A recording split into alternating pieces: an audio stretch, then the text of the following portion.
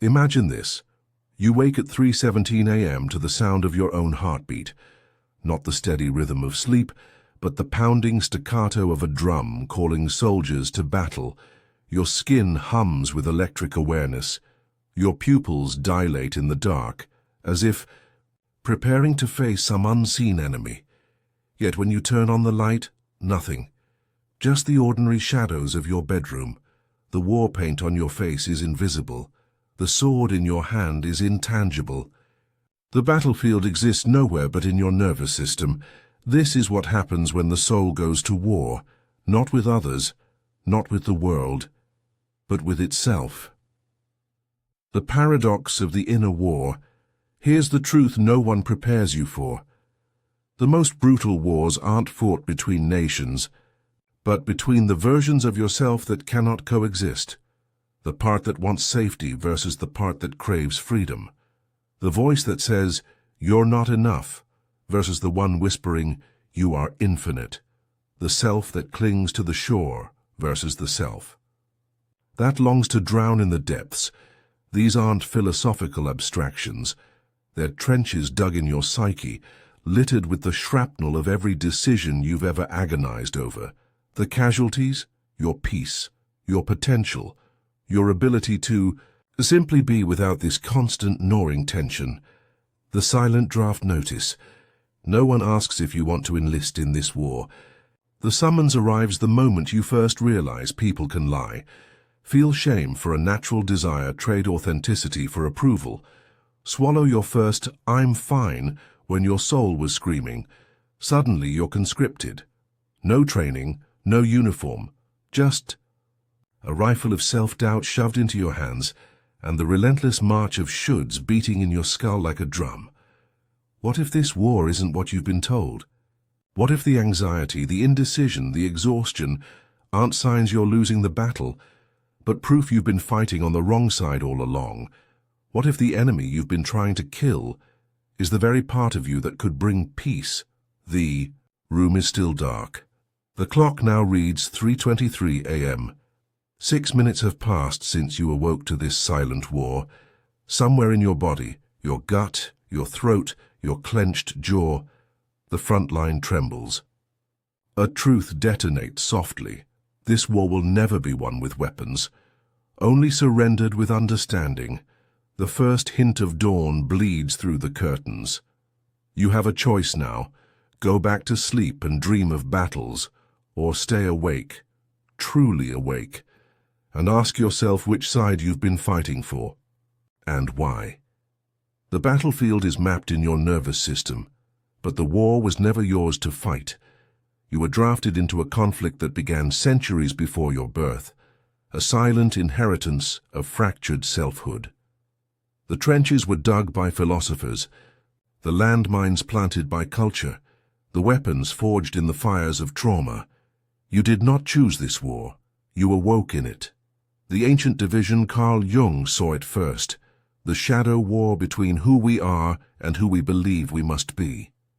His concept of enantiodromia, the tendency of the psyche to fracture into opposites, explains why we feel torn between order and chaos, the need for control versus the hunger for freedom, spirit and flesh, the angel on one shoulder, the devil on the other, belonging and individuality, the mask versus the face beneath. These aren't personal failings. They are evolutionary tensions, hardwired into human consciousness. The cultural conscription society doesn't just encourage this war, it depends on it. Capitalism thrives on your self-doubt. An insecure soldier is an obedient consumer. Religion often weaponizes guilt to keep you fighting imaginary sins. Social media turns your identity into a battleground of curated lies. You were handed a rifle before you could question who the enemy was. The neurological trap. Your brain reinforces the conflict without your consent. The default mode network, the self-referential part of your brain, constantly replays past defeats and imagines future ones. Neuroplasticity means every self-critical thought deepens the trench lines. The amygdala treats authenticity like a threat because, to your tribal ancestors, being different meant being exiled. You are not just at war with yourself. You are at war with your own biology. The existential betrayal Viktor Frankl survived Auschwitz to deliver this truth. When we are no longer able to change a situation, we are challenged to change ourselves. But what happens when you're taught that changing yourself means erasing yourself? This is the great lie of the soul's war.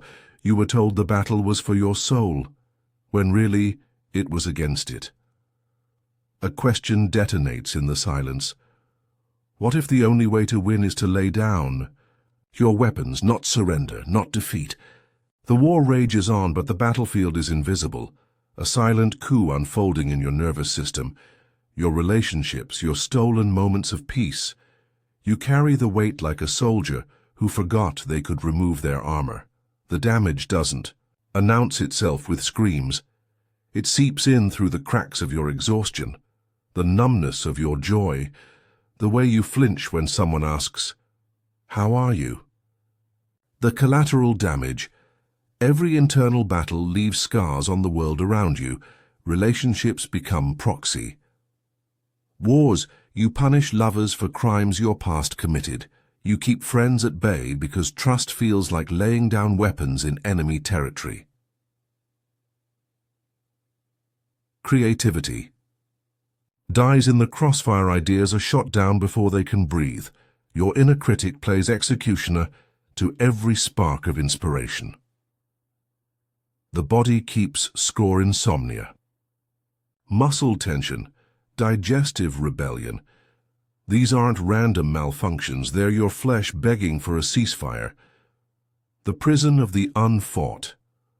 Warmost never realize they're at war. They mistake the symptoms for reality. Chronic indecision isn't a personality trait. It's two generals in your mind arguing over every move. Procrastination isn't laziness. It's sabotage from the part of you that fears what happens if you actually try. Numbness isn't peace. It's the emotional equivalent of a war-torn city under martial law. The greatest lie, that this is normal culture, romanticizes the struggle. Hustle harder. Keep fighting. No pain, no gain. Mans, glory in suffering. Find your passion. Locate a worthier battlefield. You've been gaslit into believing war is the natural state of being human. A revelation comes not with a bang, but with the absence of one. What if the exhaustion isn't from fighting too little, but from fighting at all? The moment comes not with fanfare, but with silence, that first breath after the artillery stops. You realize this war was never yours. The generals in your head were conscripted, just like you. The borders you've been defending were drawn by dead men. The enemy you've been shooting at wears your face only because you were handed the wrong uniform. The first act of defiance, ceasefire. Lay down your weapons in this order. The rifle of perfection, that voice demanding more before you allow yourself to breathe. Disarm it. Countermeasure. This is enough is a complete sentence. The landmines of memory stop, walking in circles through old battlegrounds. Countermeasure. When the past whispers, remember, reply, I choose now. The propaganda machine. The internalized voices selling you someone else's war as destiny. Countermeasure. Says who becomes your mantra. The art of strategic desertion. This isn't retreat. It's choosing your battles wisely. When anxiety shouts, prepare for the worst. Reply, or I could prepare for peace. When productivity screams, you're falling behind, reply, behind whom? A ghost? When society demands, who will you become? Reply, who says I need to become at all? The prison break. Manual recognize the jailer's every should is a guard at your cell door. Action. Replace I should with I could and feel the bars weaken. Interrogate the charges. Who sentenced you to this war? When? For what crime? Discovery. Most prison documents are forged. Walk out slowly. The door was never locked, just heavy with imaginary weight. The unexpected. Ally, here's the secret they never told you. Your exhaustion is not weakness, it's wisdom. That bone-deep tiredness. It's your soul's way of saying, I refuse to fight anymore. Listen to it. Trust it. Let it guide you to lay down arms you never chose to carry. You wake again at 3:17 a.m., but this time no heartbeat drum roll, no phantom enemies, just silence, vast and welcoming as a blank ceasefire treaty. The war isn't over, but you're no longer a combatant. The battlefield is empty now. The artillery's silent. You stand in the wreckage of a war that never needed to be fought, and the revelation comes not as a lightning bolt, but as a whisper. There was never a war to begin with. The conflict you've been waging was an illusion, a hall of mirrors constructed by fear, upheld by conditioning and reinforced by every well-meaning lie you were ever told about who you're supposed to be. The opposing armies, just reflections of the same fractured light. The enemy general? A shadow you mistook for a sovereign. The orders you followed? Written in disappearing ink by hands long turned to dust. The grand deception. We've been taught that struggle is noble, that the tension between who we are and who we should be is the engine of growth. But this is the ultimate psychological sleight of hand. Growth doesn't come from the war. It comes from recognizing the war was always a distraction. The real work was never about winning battles, but about seeing through the fiction of separation, dissolving the false dichotomies, light versus dark, spirit versus flesh, realizing that wholeness was never something to be achieved, but something to be remembered. The alchemy of surrender. This isn't passive resignation, it's the most active state imaginable. The weapons dissolve. Your self-criticism transforms into curiosity. Your doubt becomes discernment. Your fear alchemizes into fuel. The battlefield blossoms where trenches once scarred your psyche. Roots now spread. The no-man's land between warring factions becomes fertile soil. The barbed wire of either-or thinking rusts away. The generals become gardeners, that relentless inner drill sergeant. They're holding a watering can now, the anxious strategist. They're learning the rhythms of seasons, the wounded medic. They're singing to the seeds after years of fighting. The ultimate revelation is this: peace was never the reward for ending the war. Peace is what exists when you stop believing in the war. The exhaustion lifts not because you've won, but because you've awakened to the truth. You were never a soldier. You were the land they fought over, and land doesn't wage war. It simply is. The dawn after the Never War. You wake at 3:17 a.m. one final time. But now, the silence isn't ominous.